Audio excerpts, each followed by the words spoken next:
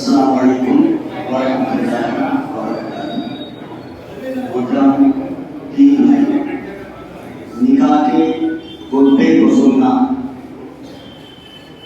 بہت ادب کے ساتھ جس طرح جمعے کا خطبہ سنا جاتا ہے اسی طرح ہمیں اس نکاح کے خطبے کو سننا چاہیے۔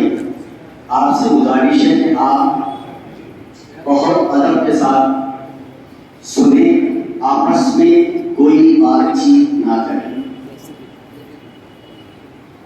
ان الحمد للہ نحمده ونستعینه ونستغفره ونعوذ باللہ من شرور انفسنا ومن سیئات اعمالنا، من يهده الله فلا مضل له ومن يضلل فلا هادي له، واشهد ان لا اله الا الله وحده لا شريك له، واشهد ان محمدا عبده ورسوله، اما بعد فان خير الحديث كتاب الله وخير الهدي هدي محمد صلى الله عليه وسلم، وشر الامور محدثاتها وكل محدثة بدعة وكل بدعة ضلالة وكل ضلالة في النار۔ اعوذ باللہ من الشیطان الرجیم، بسم اللہ الرحمن الرحیم۔ یا ایھا الذین آمنوا اتقوا اللہ حق تقاتہ ولا تموتن الا وانتم مسلمون۔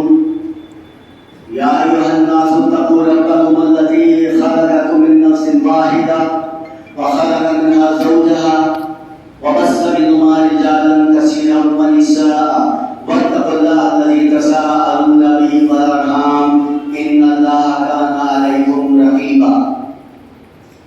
يا ايها الذين امنوا اتقوا الله وقولوا قولا سديدا يصلح لكم اعمالكم ويغفر لكم ذنوبكم ومن يطع الله ورسوله فقد فاز فوزا عظيما۔ وقال النبي صلى الله عليه وسلم النكاح من سنتي، وقال عليه السلام اتزوج النساء فمن رغب عن سنتي فليس مني۔ رب اشرح لي صدري ويسر لي امري واحلل عقدة من لساني يفقهوا قولي۔ محترم دین بھائی، جیسا کہ آپ نے اس نکاح کے خطبے میں 4 آیات سنی جو میں نے آپ کے سامنے تلاوت کی تھی، یہی 4 آیات رسول اکرم صلی اللہ علیہ وسلم نے اس موقع پر تلاوت کی تھی، لہذا میں نے آپ کے سامنے ان 4 آیات کو تلاوت کیا ہے۔ اب ان آیات کا جو پیغام ہے وہ آپ کے سامنے مختصر کرنا چاہتا ہوں۔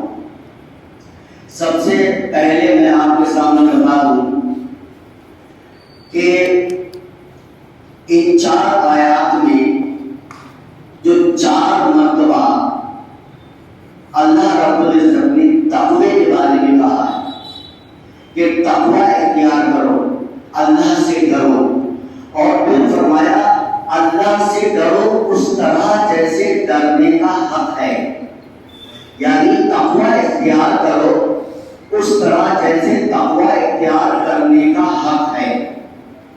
اور پھر ان 4 مرتبہ جو تقوی کی بات کی ہے، رسول اکرم صلی اللہ علیہ وسلم سے پوچھا گیا، یا رسول اللہ صلی اللہ علیہ وسلم تقوی کیا ہے؟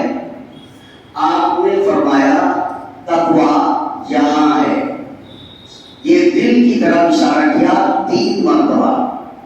اس بات سے یہ بات پتہ چلتی ہے کہ اگر تقوی یہاں ہے تو تقوی آنکھوں میں بھی ہوگا، زبان میں بھی ہوگا، کانوں میں بھی ہوگا، جسم کے جس جگہ خون جائے گا وہاں تقوی ہوگا۔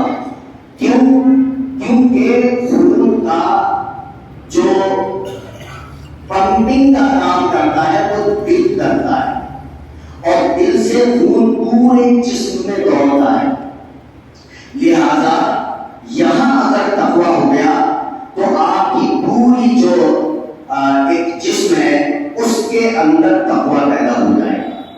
تو اللہ کے پیارے حبیب صلی اللہ علیہ وسلم نے تقوی کی بات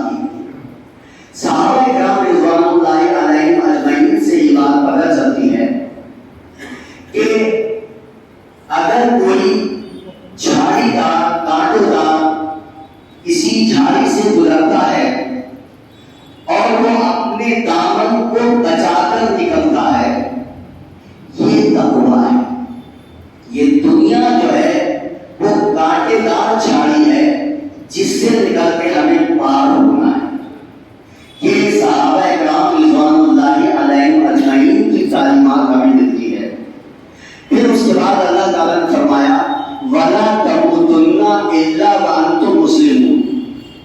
تمہیں موت نہیں آئے مگر اس حال میں کہ تم اللہ کے فرما بردار ہو. تو ظاہر سی بات ہے کہ اللہ کی فرما برداری کرتے ہوئے جو شخص دنیا سے جاتا ہے، جو شخص اللہ کی فرما برداری ہر وقت کرتا ہے، تو یقیناً وہ اس کی موت فرما برداری کی حالت میں ہوتی ہے.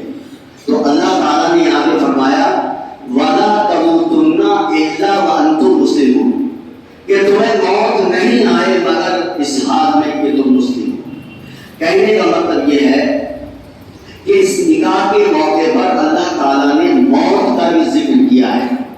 ظاہر سی بات ہے موت ایک ایسا سچ ہے جس کو پوری دنیا کا کوئی شخص نہیں جھٹلا سکتا، اور موت کبھی بھی آ جائے کچھ نہیں پتا. اس لیے ہمیں ایمان والے کو ہر وقت موت کی تیاری میں رہنا چاہیے.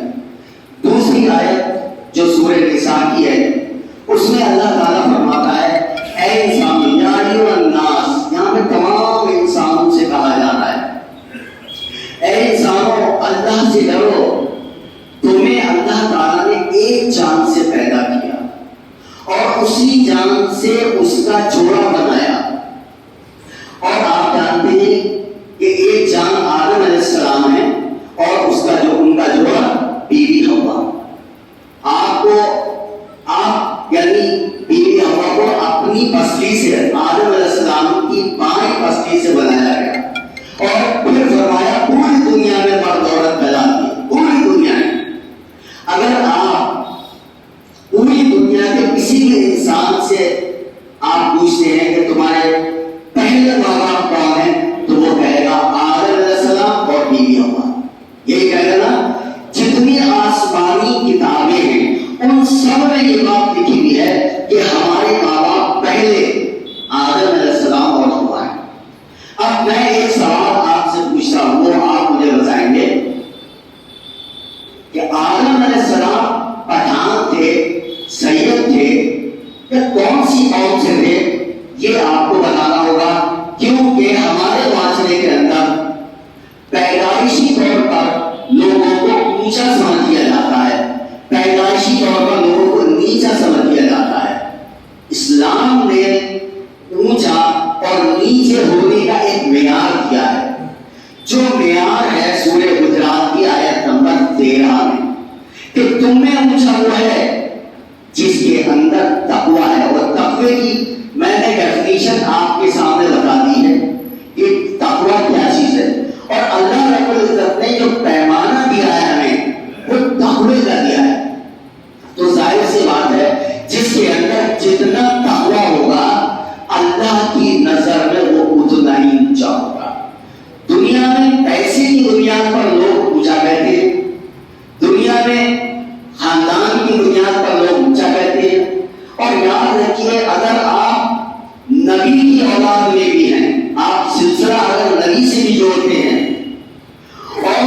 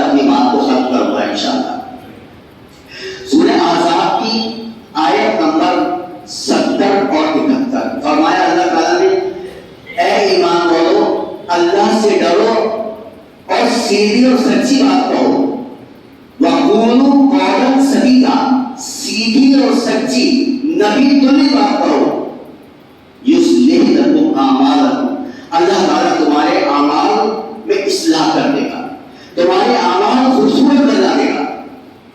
और फिर फरमाया वो तुम्हारे गुनाहों को भी माफ कर देगा। और आखिर आयत क्या है? 71वीं, वमन युतिइल्लाह व रसूलहु फक़द फ़ाज़ फ़ौज़न अज़ीमा, फर्मा बरदारी करो अल्लाह की और फर्मा बरदारी करो रसूल अकरम सल्लल्लाहु अलैहि वसल्लम। अगर तुमने ऐसा किया तो फक़द फ़ाज़ फ़ौज़न अज़ीमा, अल्लाह ताला तुम्हें बुलंदियों पर पहुंचा देगा। ये इन 4 आयत का मैंने आपके सामने मुख्तसर जो मतलब रखा है, लेकिन एक चीज याद रखिए कि फर्मा बरदारी अल्लाह और उसके रसूल की हर महफिल में, हर फंक्शन में हमें करनी चाहिए। निकाह के मौके पर भी हमें अल्लाह और उसके रसूल की फर्मा बरदारी करनी चाहिए। रसूल अकरम सल्लल्लाहु अलैहि वसल्लम की तालीमात क्या है? आपने फरमाया जब लड़का देखो या लड़की देखो तो तकवा देखना, दीनदारी देखना। ये प्यारे नबी सल्लल्लाहु अलैहि वसल्लम ने फरमाया। आपने फरमाया निकाह को आसान करो, निकाह का ऐलान करो, छुप के निकाह ज़िना कहलाता है, याद रखिएगा। इसलिए प्यारे नबी सल्लल्लाहु अलैहि वसल्लम फरमाया कि निकाह को इतना आसान कर दो, इतना आसान कर दो कि बदकारी मुश्किल हो जाए, यानी ज़िना मुश्किल हो जाए। और हम जानते हैं मुआशरे के अंदर शादियां इतनी मुश्किल करती हैं कि हमारे गरीब बच्चों के निकाह नहीं हो रहे। क्यों? क्योंकि हमने प्यारे नबी सल्लल्लाहु अलैहि वसल्लम का तरीका छोड़ दिया। बड़े अफसोस की बात है। रसूल अकरम सल्लल्लाहु अलैहि वसल्लम ने 11 निकाह किए हैं, आप सब जानते हैं। आप मुझे बता सकते हैं कि 11 निकाह में जायज था या नहीं? आप कहेंगे नहीं था। 11 निकाह में कोई लड़की वालों से दावत थी तो आप कहेंगे नहीं थी। तो फिर हम उस खाने को तरजीह क्यों देते हैं जिसमें कोई खैर नहीं है? उस खाने में कोई खैर नहीं है, क्योंकि खैर वाले खाने अल्लाह के रसूल ने हमें बता दिए, वलीमा। और प्यारे नबी सल्लल्लाहु अलैहि वसल्लम ने ताकीद की है। अब्दुल रहमान बिन औफ रज़ी अल्लाह ताला अन्हु, जो मदीने के सबसे पैसे वाले थे, अशरे मुबश्शरा में से थे, आपका निकाह हो गया, रसूल अकरम सल्लल्लाहु अलैहि वसल्लम को पता ही नहीं चला। एक शख्स प्यारे नबी के पास आता है, एक औरत आती है, वो कहती है रसूलल्लाह मैं आपसे निकाह करना चाहती हूँ। तो आप कुछ नहीं बोलते। सहाबी कहती है रसूलल्लाह अगर आपकी इजाजत हो तो मैं निकाह करूँ। आपने फरमाया तुम्हारे पास महल में क्या है? उस शख्स ने कहा रसूलल्लाह मेरे पास तो कुछ ही नहीं। तो आपने कहा अच्छा ऐसा करो, तुम लोहे की अंगूठी ले आओ, मैं तुम्हारा निकाह करा देता हूँ। वो गए नहीं, फिर आपने कहा या रसूलल्लाह लोहे की अंगूठी मिली।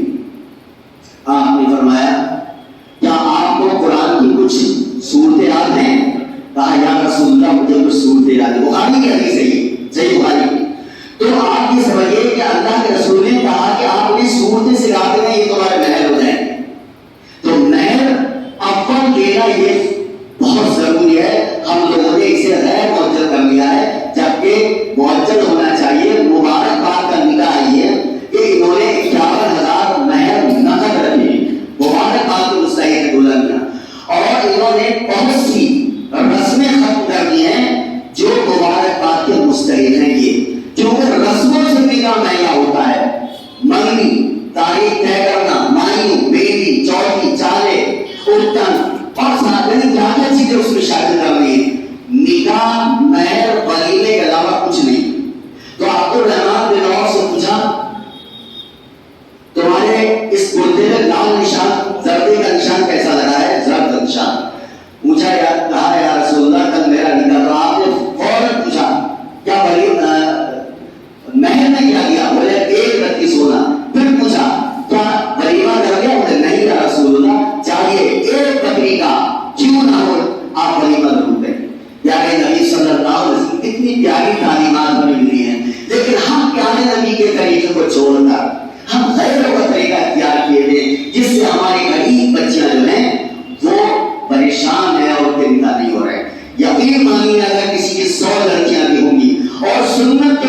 کوئی نکاح کرے گا تو اسے 100 سے بھی فرق نہیں پڑے گا، کیونکہ اس کے نکاح آسان ہو جائیں گے۔ اللہ تعالیٰ سے دعا ہے اللہ تعالیٰ ہمیں نکاح کو آسان کرنے کی توفیق عطا فرمائے، ہمیں پیارے نبی صلی اللہ علیہ وسلم سے سچی عملی محبت کرنے کی توفیق عطا فرمائے، آپ کی ایک ایک سنت پر عمل کرنے کی توفیق عطا فرمائے، نکاح سے متعلق جتنے غیر اسلامک رسم ہیں ان سے بچنے کی توفیق عطا فرمائے، اور ہمارے معاشرے میں جو غریب بچے بیٹھے ہیں ان کے نکاح سنت طریقے سے